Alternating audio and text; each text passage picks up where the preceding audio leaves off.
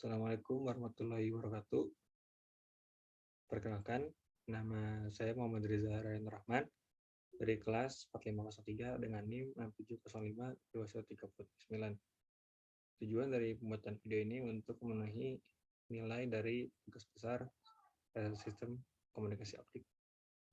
Pada kesempatan kali ini, saya akan menjelaskan video tentang tugas besar, yaitu perancangan jaringan FTTH atau Fiber to the Build, yaitu di wilayah Telkom University atau Universitas Telkom. Di sini pertama-tama saya telah membuat skemanya dulu, desain network. Bisa kita lihat.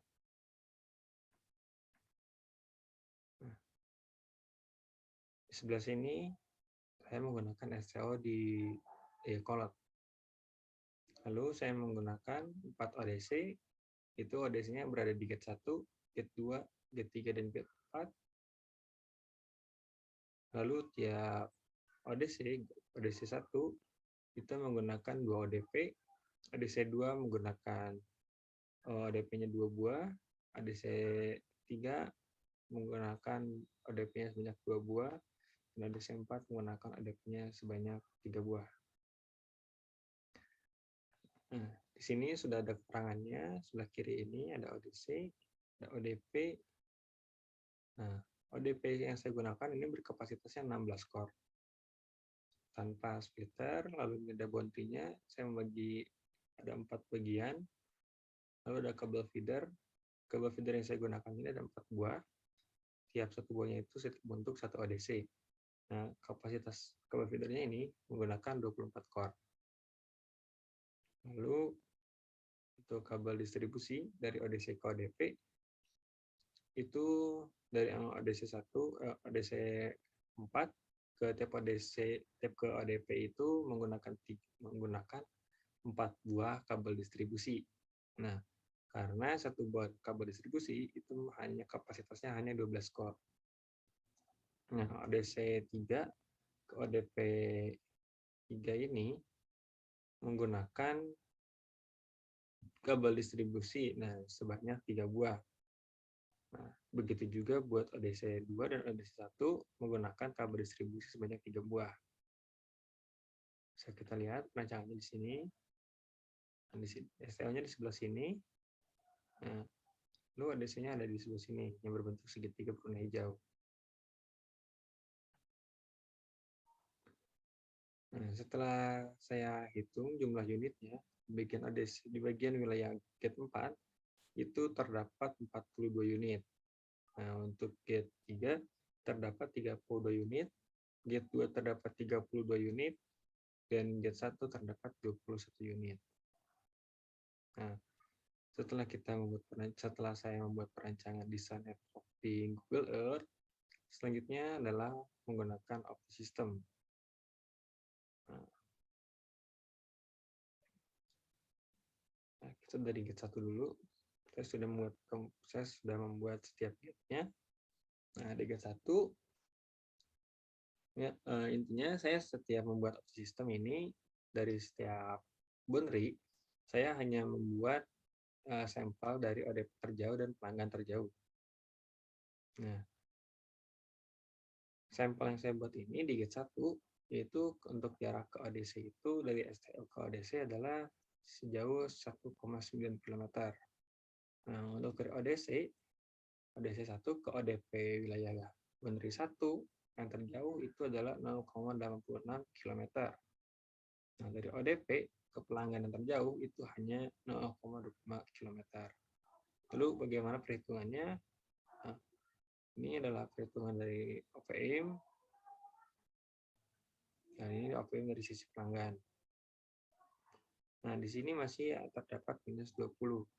Nah, berarti kualitasnya bisa dikatakan sangat baik karena masih berada di kurang dari maksimal. Karena bila sudah maksimal itu biasanya peredamannya sudah besar sekali. Nah, di sini masih aman-aman saja. Close. Lalu di gate 2, nah, untuk STO ke gate 2 itu sejauh 1,77 km. Lalu jarak ODC Gate 2 ke ODP 2 ini yang paling terjauh yaitu 0,6 km. Lalu dari ODP ke pelanggan terjauh itu adalah hanya 0,3 km saja. Nah, lalu untuk perhitungannya sama seperti tadi, kita tinggal ke sini, lalu kita play, kita close, ya.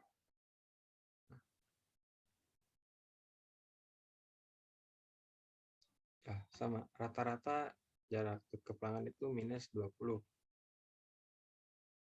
Oke, masih baik.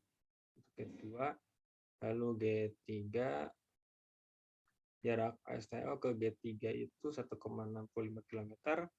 ODC gate 3 ke ODP terjauh itu 0,6 km. Lalu ODP terjauh dengan pelanggan terjauh sejauh 0,35 km. Oke, kita cek.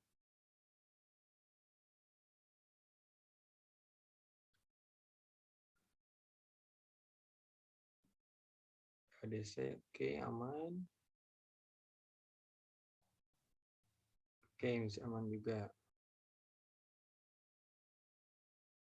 Oke, gate 3-nya aman, lalu gate 4. Nah, ODD STO ke gate 4 itu 1,4 km. Lalu ODC gate 4 ke ODP terjauh 0,4 km dan ODP terjauh dari gate 4 ke pelanggan itu hanya 0,2 km saja.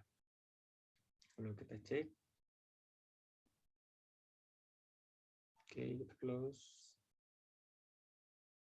Oke, masih aman ternyata. Nah, rata-rata bisa diberi kesimpulan untuk jarak dari gate 1, gate 2, gate 3, dan gate 4 dan terhadap STO ke semua pelanggan itu masih aman. Redamannya masih di bawah minus 2,25. Nah, lebih dari minus 25 itu sudah lebih atau sudah dikatakan tidak baik dan jaringannya sudah tidak stabil. Apabila masih di bawah, itu berarti masih aman. Karena di bawah terminal itu sudah sangat aman. Karena jikalau kemungkinan ada hujan atau ada gangguan, nah mentok-mentoknya gitu, redamannya bisa naik itu sekitar misal sampai minus 23. Ataupun nanti ada pelanggan baru, bisa saja sampai naik ke minus 23. Nah, itu juga masih aman. Jadi untuk yang dari jarak sejauh ini sangat-sangat tadi gate 1, gate 2, gate 3, gate 4 itu sangat-sangat baik. Nah, lalu di sini juga saya menggunakan konektor. Nah, di offset system ini saya menggunakan seluruh konektor dengan dB-nya 0,5.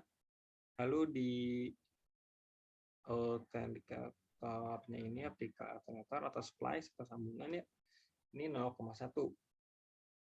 Nah, di sini ada splitter.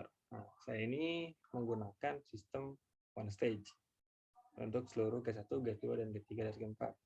Yaitu one stage itu di mana splitter itu hanya ada di sisi ODC saja. Nah, di sini saya menggunakan 1:32. Nah, untuk di opti system itu tidak ada 1:32. Jadi saya modifikasi untuk redaman untuk splitternya itu saya menggunakan 1:4, tetapi redaman dari splitter itu menyesuaikan dengan splitter 1:32. Nah, berarti ini sama saja seperti 1:32. Nah, setelah kita off system, lalu ini sudah selesai hasil pengukurannya dan di bagian juga sudah sangat sesuai apa yang dibutuhkan dari pelanggan. Nah, sisi akhirnya nanti adalah pembuatan laporan. Di laporan akan saya buatkan tentang bagian cara ini dari desain network dan juga auto system. Mungkin sekian pembuatan video ini yang menjelaskan tentang Google Earth dan juga opti system dari rancangan jaringan fiber to the world dari Universitas Telkom atau Telkom University. Sekian, terima kasih. Mohon maaf bila ada kesalahan. Mohon dikoreksi. Assalamualaikum warahmatullahi wabarakatuh.